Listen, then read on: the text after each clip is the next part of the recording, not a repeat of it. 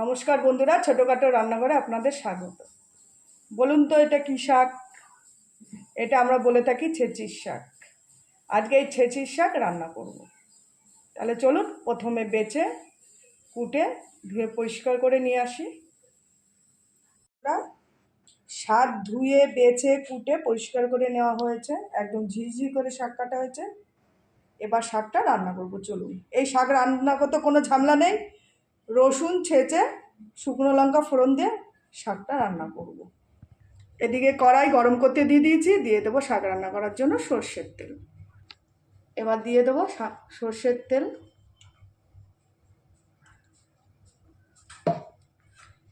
তেলটা ভালো মতো গরম হোক। এখানে 6-7 কোয়া রসুন নিয়ে নিয়েছি, একটা শিলপাটা দিয়ে ভালো করে থেতো করে নেব।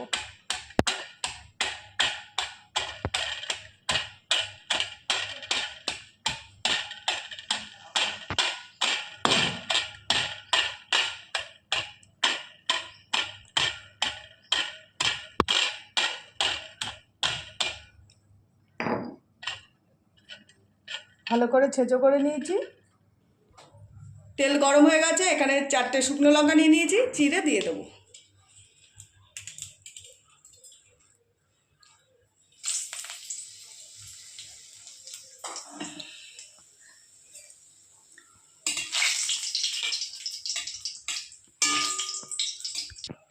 লঙ্কা লাল লাল হয়ে গেছে, এবার দিয়ে দেবো থেতো করা রসুন।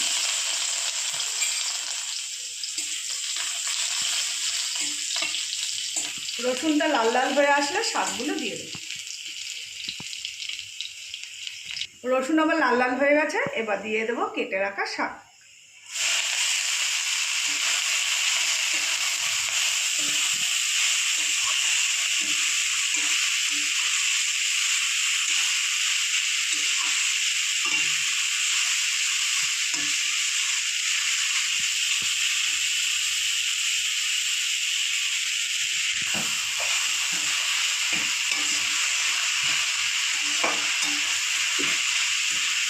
এবার দিয়ে দেবো পরিমাণ মতো লবণ, হলুদ, দিয়ে দেবো পরিমাণ মতো লবণ।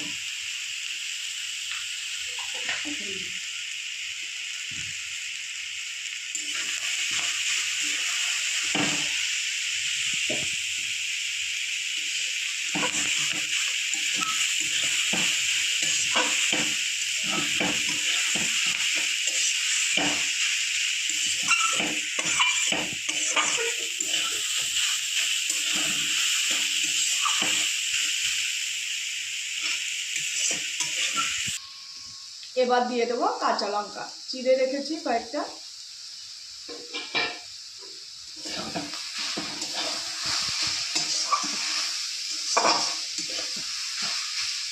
শাকটা কিছুক্ষণ ভালো করে ভেজে নেব।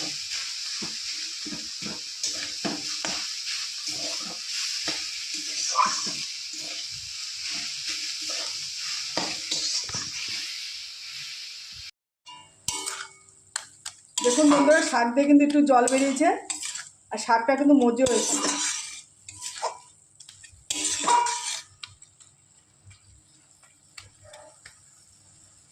শাকটা আরও হবে 5-10 মিনিট মতো ভালো করে শাকটা নেড়ে চেড়ে ভেজে নেব।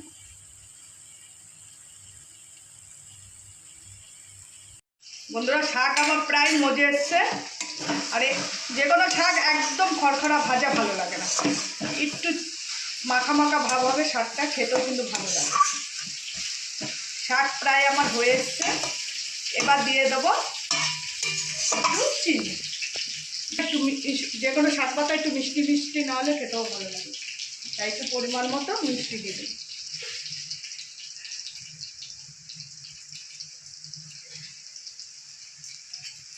এবার একটা হাতা দিয়ে ভালো করে গুঁজে দেবো।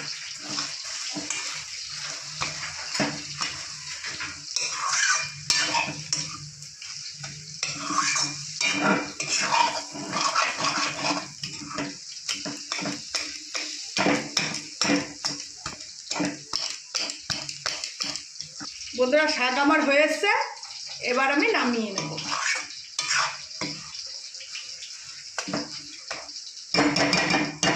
চলুন এবার নামিয়ে নিই।